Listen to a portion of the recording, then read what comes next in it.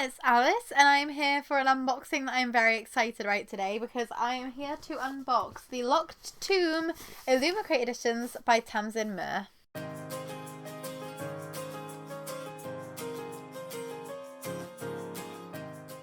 I have the original Illumicrate editions of Gideon the Ninth and Harrow the Ninth, but I have been looking forward eagerly to them carrying on with the series, and with the announcement of Nona the Ninth, I was looking forward to getting an Illumicrate edition to match my first two. But instead, what they decided to do was to reprint the first two with new customizations to make them more exclusive to Illumicrate and to make them more special, and then do a version of Nona that matches those. So I was torn about whether to get them or not, because I kind of do like the black sprayed edges, the simplicity of the original version, but the foiling and the edges on these looked amazing in the mock-ups, so I'm hoping that they will be just as good in real life. And I am very excited about opening these books because I loved Gideon the Ninth when I read it. It's spooky and chaotic and necromancers, and I loved it. And I've been waiting to read Harrow until there was more news on the rest of the books in the series. So now I have 3 of them, and I'll be able to read them soon and catch up, which will be amazing. So let us see what's going on in here.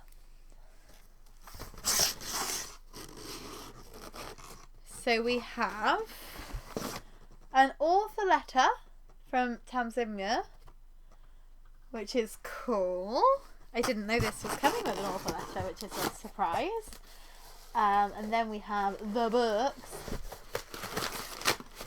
Well, we have the puppy stuff, blocking them in. And then we have the books. So we've got Nona on top and then Gideon in the middle. So we'll start off with Gideon. We'll do them in order because I actually know the order of these ones. Doesn't always happen with the unboxings on this channel, but I try.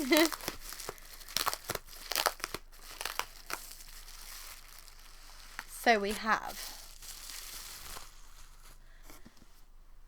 Gideon the Ninth, and this has absolutely stunning stenciled edges with the block solid colour at the top and the bottom. I love these because the edges are individual to the character, and so is the foiling under the dust jacket. So this is actually specifically has little Easter eggs and bits about Gideon's character in there, which is really cool. Then we have the fact that the under the dust jacket artwork is actually an alternate dust jacket, and oh my god, that is stunning. I love that design. That is really beautiful. I don't know who the artist is. I can't see a spoiler card in there, so I will find that out, and I will get Sean to put that on the close-ups for you, like we normally do. And then, are these signed? Yes. Signed in a beautiful little tip-in page there. So I will read out the blurb of the first book just in case any of you haven't read Gideon yet, which if you haven't, you should go and do that and just stop watching this video right now because I want you to read it because it's really good. Tamsyn Muir's Gideon the Ninth unveils a solar system of swordplay, cutthroat politics, and lesbian necromancers. Her characters leap off the page as skillfully animated as arcane revenants. The result is a heart-pounding epic science fantasy.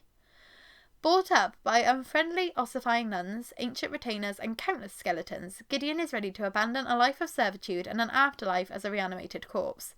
She packs up her sword, her shoes, and her dirty magazines, and prepares to launch her daring escape, but her childhood nemesis won't set her free without a service. Harrow Hark Nonagedimus, Reverend Daughter of the Ninth House and Bone Witch Extraordinaire, has been summoned into action. The Emperor has invited the heirs to each of his loyal houses to a deadly trial of wits and skill. If Harrow Hark succeeds, she will become an immortal, all-powerful servant of the resurrection, but no necromancer can ascend without their cavalier. Without Gideon's sword, Harrow will fail and the Ninth House will die. Of course, some things are better left dead. I want to read it again right now. It's so freaking good. It's so freaking good. I liked it so much more than I thought I was going to. So much so that when Illumicrate announced the theme way back when they first had Gideon in a box, it was in a monthly box, And I nearly skipped because I was like, that doesn't sound like it appeals to me at all. And I quite clearly don't know my own tastes because I really enjoyed it. I've been like low-key obsessed with it ever since, and I've been struggling so hard to not just reread it and to read Harrow, but I really wanted to wait because the third book was meant to be called Nona the Ninth, but that's now the fourth book, and Nona was a bit of a surprise in the middle there, but I didn't want to read the first two and then feel the pressure to reread them before the third one came out and just get all unexcited about the series. So I thought, just read the first one, and then I'm just constantly filled with this like eagerness. So second up, I won't read out the blurbs for books 2 or 3 because they might end up being spoilery for anybody who hasn't read the first one. But second up, we have Harrow the Ninth, and this has these absolutely stunning. Oh, they're like, the jacket is like, hang on, let me try and fix that. The jacket has like been folded weirdly at the bottom, which is a shame, but I should be able to even that out. I hope. But yeah, it's this absolutely gorgeous blue colour, with the, again, the block colour at the top and the bottom. And signed again, has the stunning foiling on the hardcover case, once more dedicated to Harrow this time. And then we've got the alternate dust jacket on the back of the dust jacket, and then you can see at the bottom there where we've got that little bit of damage. Sadly, actually a little bit ripped, which is the first time I've had that with an Illumicrate book. Yeah, just like a tiny little bit. But to be fair, I do have my other editions, so I could always like switch and just have like a normal jacket. Like, I'm not somebody who normally uses the alternate dust jacket or flips the covers inside out, especially not when the original cover is as gorgeous as it is. But yeah, a little bit of a shame that it's obviously just gone on at a bad angle there. But very, very beautiful. Oh, here we go. We've actually got the artists are credited on the dust jacket. So the reverse jacket art is by Naomi Stairs, and the case and edge art is by Fez Inkrite at Rosdottir. And the jacket art is by Tommy Arnold. That's the original illustrator. But yeah, just kind of get that back into the... Oh no, like it just does not want to go. I guess because of how it's been folded, it just constantly wants to go back underneath itself. But I'll see what I can do about that. I've heard that you can like iron them. You can iron dust jackets if they've got like bad creasing in the wrong place, so I can try that. And then last but not least, we've got Nona. And Illumicrate actually haven't revealed the foil on the hardcover case for Nona because it may contain spoilers because of the fact that it's inspired by the character. So I will show you that, but if you don't want spoilers, then look away now. So this is Nona here, and it's so beautiful. And I love this cover so much. And the more I look at it, the more I find in it. Like, when I first saw it, I didn't like it that much. But then every time I've looked at it since, I found more and I really enjoyed it. And then this has these gorgeous kind of pale purple lilac-y edges.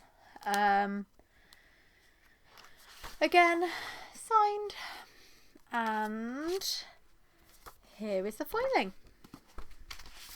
So we have, oh, there's a dog, some cigarettes, some chili sauce and a burger and a cow. Oh, just the chaotic nature of these. I absolutely love the foiling on those hardcovers so much. They're so beautiful. I really hope they do a matching edition of Alecto. And then, last but not least, we have the reverse artwork, which again looks very intense, very cool, very edgy, and I am here for it.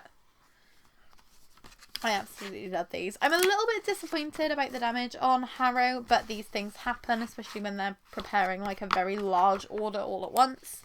But all in all, I absolutely love these editions. I think that the edges are absolutely stunning. I love the fact that they're all ever so slightly different.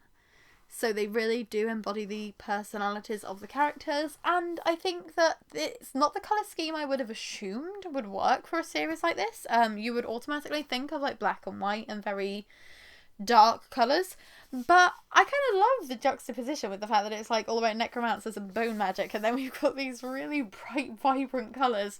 Yeah, I absolutely love these, and I am so looking forward to reading them, rereading Gideon, and then moving on with Harrow and Nona. And I hope that I love the second and third books as much as I love the first one, because I'm really, really pumped about reading them. I hope that you enjoyed this unboxing. If you have ordered this set, then please do let me know, or if you missed out, or if you weren't interested and now you're really kicking yourself.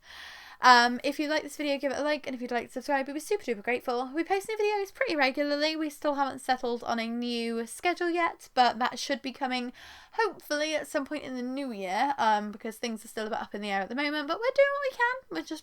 We're here for a good time, not for a consistent time. I'm Alyce, this is the Bumbling Blogger, and we'll see you soon in another video. Bye! So I have the original... Let's try that again. Oh, they're so pretty. Oh, I like...